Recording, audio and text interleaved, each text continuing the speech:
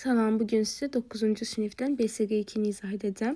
Birinci sualla başlayaq. 38 və 42 xromosomlu olan siçovullar eyni cinsə aid olan iki növdür. Hansı kriterlərə görə bu növləri fərqləndirmək olar? 38 və 42 xromosomlu olan siçovullar əkiz növlər sayılır və bunlar bir-birindən genetik kriterinə görə bir-birindən fərqlənirlər. Yəni olacaq B variantı. İlk olaraq üzvü aləmin inkişafını sadədən mürəkkəbə doğru getdiyini göstərən alim. Üzvü aləmin inkişafını sadədən mürəkkəbə doğru getdiyini göstərən alim Lamarck olmuşdur. 2 də olacaq B variantı. 3. Hansı proses coğrafi əmələ gəlməyə aid edilə bilməz? A. Arealın genişlənməsi.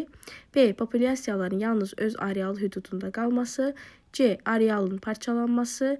Y. Yeni növlərin yaranması. D isə növdaxili dəyişikliklər. Burada uyğun variant növdaxili dəyişikliklərdir.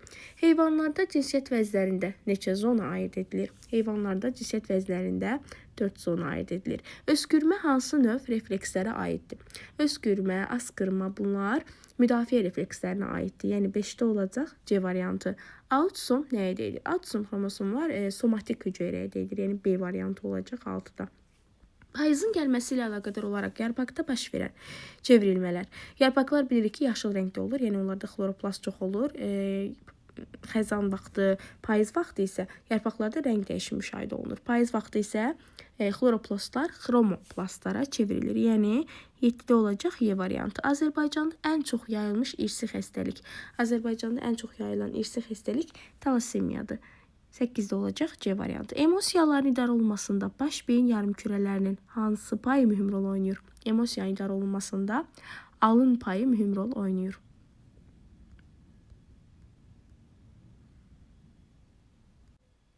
Onuncu sual. Əgər insanda mayalama prosesində 3 müxtəlif yumurta əkizi yaranarsa, mayalamada neçə qamet iştirak edər? Bu zaman deməli birində 2 ədəd, yəni spermatozoid və yumurta hüceyrədirsə, üçündə isə olacaq 6.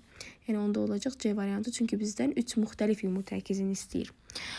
Daha sonra 11-ci suala baxaq. Uyğunluğu müəyyən edin. Sutkalıq ritm, bioloji, illik bioloji ritm.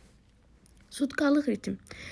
Sutkalıq ritmə aiddir. Aya baxaq, qarışqaların günün işıqlı vaxtında fəal olması. Bəli, burada artıq bir gün ərzində icra olunacaq hərəkətdən söhbət gedir. Yəni, biri aid olacaq A. Yarasaların gecə fəal həyat tərzi. Bu da gündəlik hər hansı bir fəaliyyətdən söhbət gedir. Biri aid olacaq A və B. Bitkilərdə tumurcuqlanmanın baş verməsi. Burada artıq müəyyən bir vaxt lazımdır. D-yə baxaq, alma ağacının meyvə əmələ gətirməsi, heyvanlarda baş verən tüləmə. Deməli, biri aid olacaq A, B, V, 2-yə isə aid olacaq C, D və Y. İnsana təsir edən fiziki və psixi amilləri seçib cədvəldə qeyd edin. Cədvəl verilməyib, burada biz belə qruplaşdıraq. Fiziki və psixi.